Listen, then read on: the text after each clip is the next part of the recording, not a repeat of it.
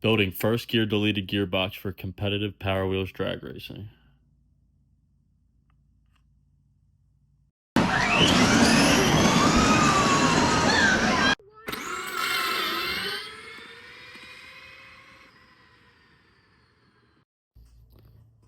What is up, guys? It's Teeterboat Racing here. Back with just an updated video about the first gear delete. I know back when we previously posted a video, we didn't really have a plate at the time, I don't believe. We were just putting it right in the plastic. So I just kind of wanted to put a little updated video out there. We've recently been using this dual motor plate here, which is made for the Powerwheels 7R gearboxes. Now, you can run this with one motor, or you can run it with both. I know a lot of guys use these for our modified class in Oxford Powerwheels racing. They'll just mount one motor, and then they use two for outlaw. Now, we've also been using a plate for the R7 gearboxes. Now, I'm currently out of them right now, but I'll post up a picture of them just so you can see what they look like. But this is the older style gearbox that came in a lot of the older Lightning McQueens, and some of the other Jeeps and stuff like that, older Power Wheel Mustangs. But anyway, there's a first gear delete plate for these as well. And this is a new one. Well, not a new box, but we've been using a plate for these Amazon 7R gearboxes. Now I know like the Power Wheel 7R boxes are getting harder and harder to find. So we've been using some of the Amazon boxes and been playing with them. First, we'll show you how to install a dual motor / single motor first gear delete plate on a Power Wheel 7R gearbox. So you're going to want to take all your screws out, take the case apart. Going to remove all your gears. You're going to take out the pin where first gear went. And you're just going to flip the case over. And you're just going to grind off these pieces on the back here. You can just grind this off, these tabs and this tab where the first gear pin was.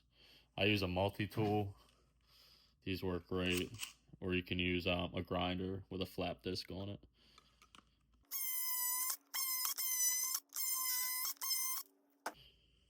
Once that's grinded off, usually I'll take the grinder here. I'll show you guys. I'll grab the grinder and with a flap disc on it and just kind of flatten that out a little bit more before we put the plate on there.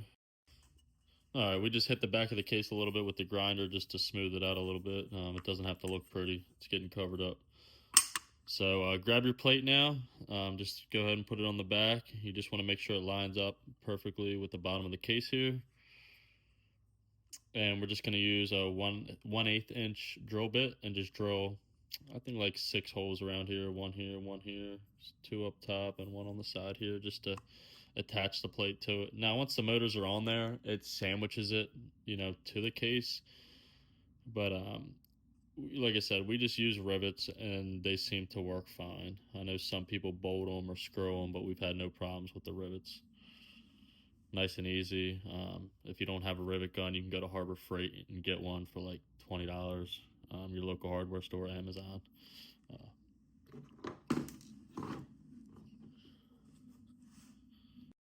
Now that we have our drill bit ready, we're just going to go ahead and drill these holes and get this thing riveted to the case.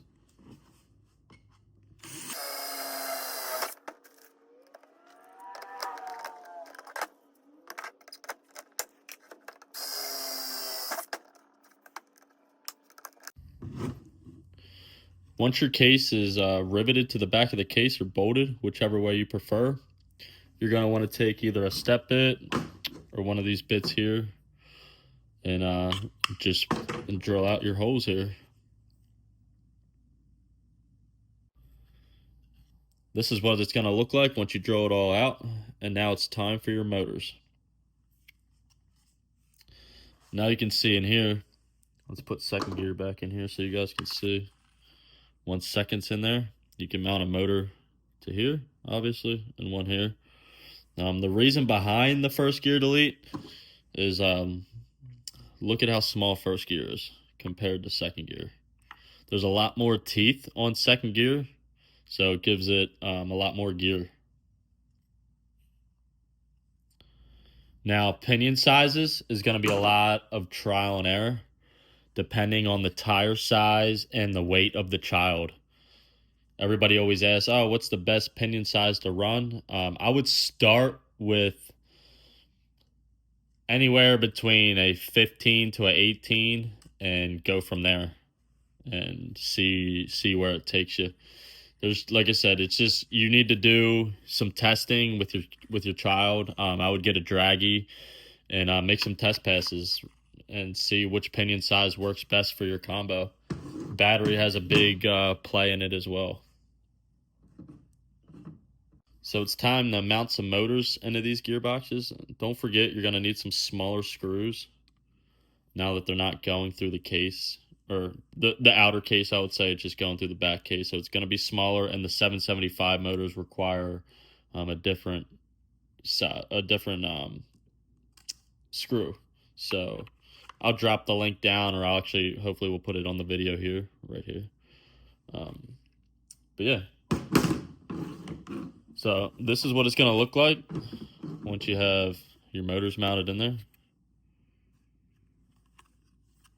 They're really stiff. It's a stainless case, so these things cannot budge. But you're just going to want to put your, well, before you put your gears back in, make sure you break in the motors, but put your gears back in and you're good to go.